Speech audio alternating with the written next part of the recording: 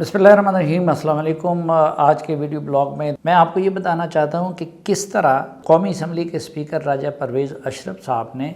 धोखा दिया जस्टिस फ़ाइज़ ईसा साहब को और उन्हें पीटीआई और दीगर लोगों के ट्रोलिंग के लिए थर नवाला बना दिया। गुज़िश्ता रोज़ ज़ाहिरी बात है इस हुकूमत के पास करने के लिए तो कुछ है नहीं, और हम जितना भी कहें लेकिन है तो बहरहाल ओरिजिनली ये जाली असम्बली, जिसको ये जो लोग इस वक्त उसमें बैठे हैं वो सब भी उसको जाली कहते थे, हम भी उसको जाली कहते थे, और हकीकत भी यही है। अब तो बातें खुलकर सामने आ गई है कि 2018 में इलेक्शन नहीं हुआ था बल्कि सिलेक्शन हुआ था, तो उसके स्पीकर हैं। लेकिन बहरहाल एक डिफैक्टो निज़ाम चल रहा है पाकिस्तान में 2017-18 के बाद, तो उसके तहत इस वक्त राजा परवेज़ अशरफ साहब स्पीकर कौमी असम्बली हैं। अब एक तो मुसीबत ये है कि वही चीज़ें इस कौमी असम्बली और सेनेट में दोहराई जाती हैं जिस तरीके से कि पीटीआई की हुकूमत में दोहराई जाती थी। और दूसरा, बावजूद इसके कि राजा परवेज़ अशरफ साहब एक पॉलिटिकल वर्कर हैं, वो वज़ीर आज़म भी रहे हैं, वो इससे पहले भी वज़ीर भी रहे हैं, लेकिन वो बिल्कुल एक दूसरे असद के असर बने हुए हैं। और जो कुछ उनको जरदारी साहब और बिलावल साहब कहते हैं तो वो स्पीकर या कस्टोडियन आप द ईवान की बजाय वो उनके ज़ाती वर्कर ज़्यादा दिखाई देते हैं। मसलन असद कैसर को ये हुक्म मिला था इमरान ख़ान की तरफ से कि तुमने बिलावल के बाद तकरीर देनी है मुराद सईद को, और किसी एक दिन के लिए भी वो इमरान ख़ान साहब के उस हुक्म की अदूली नहीं कर सके। तो कुछ यही मामला इनका है। अब इसी तरह परवेज़ अशरफ साहब मुख्तलिफ़ ड्रामे बनाते रहते हैं, तो गुज़िश्ता रोज़ उन्होंने एक ये ड्रामा बनाया हुआ था कि जी हम आइन की गोल्डन जुबली बना रहे हैं, और आइन की गोल्डन जुबली के लिए उन्होंने कौमी असम्बली के अंदर एक कन्वेंशन रखा था, और उसमें सिविल सोसाइटी के नुमाइंदों को भी दावत दी गई थी, मीडिया के लोगों को भी दावत दी गई थी, बाज़ पुराने पार्लियामेंटेरियन को भी दावत दी गई थी, मुख्तलिफ़ गवर्नर्स को भी दावत दी गई थी। तो इसी सिलसिले में उन्होंने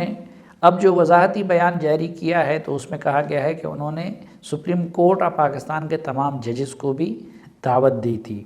और चूँकि सुप्रीम कोर्ट की तरफ से तरदीद नहीं आई तो हम ये समझ सकते हैं कि बहरहाल दावत सबको दी गई थी।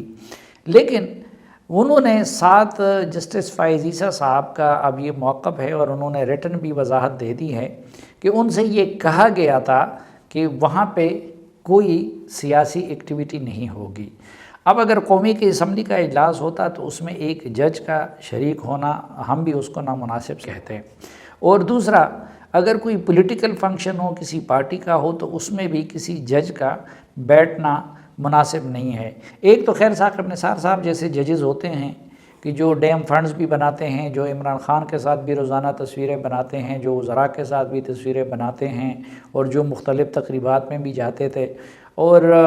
उस पर पीटीआई वालों को बहरहाल कोई एतराज़ नहीं था। लेकिन हम जैसे तालिब इल्म उसको एक जज के कंडक्ट के मुनासिब नहीं समझते थे। और फिर जस्टिस फ़ाइज़ ईसा एक ऐसे आदमी हैं कि जो इन सारे इथिक्स का भरपूर तरीके से ख़्याल रखते हैं, बिल्कुल आइसोलेटेड ज़िंदगी गुजारते हैं, उनकी ज़िंदगी उनके घर तक महदूद रहती है, समाजी तकरीबात में भी बहुत कम नज़र आते हैं। सिर्फ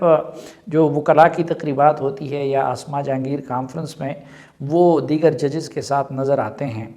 तो इसमें उन्होंने इस गलतफहमी की बुनियाद पर शिरकत की, चूँकि स्पीकर की तरफ से उनको यकीन दिलाया गया था कि जी ये कन्वेंशन होगा और आइन की गोल्डन जुबली होगी और इसमें कोई सियासी तकरीर नहीं होगी।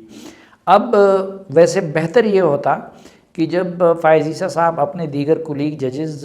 को भी देखते, और जब अगर वो नहीं आ रहे थे तो फिर ख़ुद उनको भी नहीं आना चाहिए था, क्योंकि ये हमारे जजेस साहिबान को अब इतनी तो समझ आनी चाहिए कि हमारे सियासतदान किस तरीके से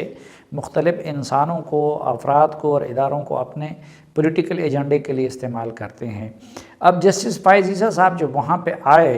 तो पहली ज़्यादती तो उन्होंने स्पीकर ने उनके साथ सीटिंग के हवाले से कर दी,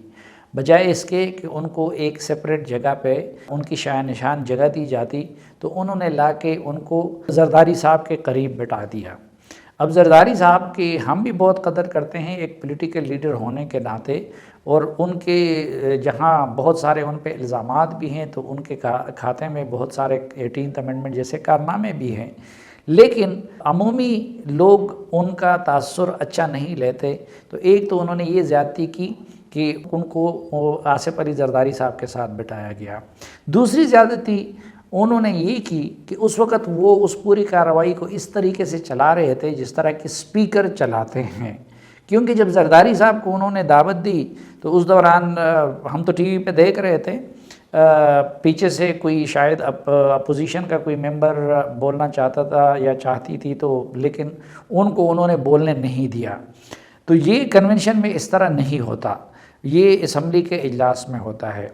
پھر دوسری زیادتی یہ انہوں نے کی کہ اگر ان کو یہ یقین دلایا گیا تھا کہ یہاں پہ پولیٹیکل سپیچز نہیں ہوں گی تو پھر ان کو زرداری صاحب اور بلاول صاحب کو بتانا چاہیے تھا کہ وہ پولیٹیکل سپیچ نہ کریں۔ لیکن ایسے عالم میں کہ جب فائز عیسیٰ صاحب اور خود اس وقت اس کے چہرے کے تاثرات بھی بتا رہے تھے کہ وہ بہت ایک ناگواری اس وقت فیل کر رہے ہیں، لیکن ان کی موجودگی میں زرداری صاحب نے بھی مکمل سیاسی تقریر کی اور بلاول صاحب نے بھی مکمل سیاسی تقریر کی، تو یہ ان کے ساتھ انہوں نے ایک اور زیادتی کی۔ اور پھر جسٹس فائز عیسیٰ صاحب کو ان کے بعد تقریر کے لیے انہوں نے بلایا، اور فائز عیسیٰ صاحب نے یہ اچھا کیا کہ انہوں نے وضاحت دی کہ جی میرے ساتھ تو یہ بات کہی گئی تھی کہ ادھر سیاسی تقریریں نہیں ہوں گی، اور ایک دو مختصر باتیں کر کے اور اپنی پوزیشن کلیئر کر کے وہ وہاں سے چلے گئے۔ لیکن ظاہر ہے کہ ایسے عالم میں کہ بہت سارے آئین دشمن اور قانون دشمن قوتیں وہ جسٹس فائز عیسیٰ صاحب جیسے قانون کی بالادستی پہ یقین رکھنے والے اور ہیومن رائٹس کی بالادستی پہ یقین رکھنے والے شخص کو بدنام کرنے کے لیے اور ان کو چیف جسٹس بننے سے روکنے کے لیے سرگرم عمل ہے۔ تو ان حالات میں میرے خیال میں راجہ پرویز اشرف صاحب نے یہ کام اگر از خود کیا ہے یا اگر زرداری صاحب کے ساتھ کہنے پہ کیا ہے تو میرے خیال میں انہوں نے بڑی زیادتی کی جسٹس فائز عیسیٰ صاحب کے ساتھ، اور انہوں نے یہ موقع دیا ان کے مخالفین کو کہ ان کو بدنام کر سکے، ان کے خلاف پروپیگنڈا کر سکے، اور اس معاملے پہ نہ صرف ان کو جسٹس فائز عیسیٰ صاحب سے بلکہ پوری قوم سے معذرت کرنی چاہیے۔